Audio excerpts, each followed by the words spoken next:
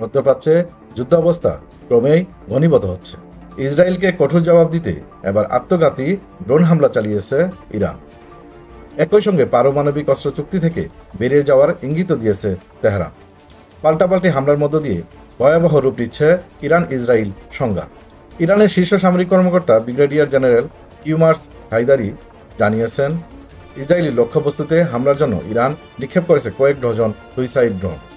এই ড্রোনগুলোর মধ্যে কিছু 2000 কিলোমিটার অতিক্রম করতে সক্ষম, তা ইসরায়েলি ভূখণ্ডে গভীর আঘাত হানার জন্য যথেষ্ট।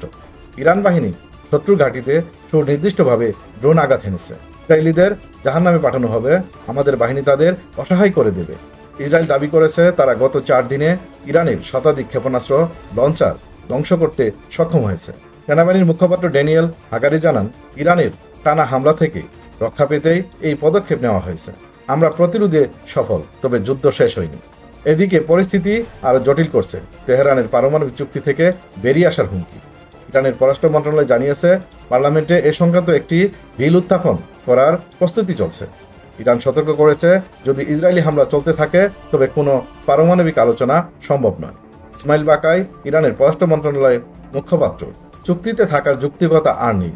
আন্তর্জাতিক সম্প্রদায়কে এখন সঠিক অবস্থান নিতে হবে।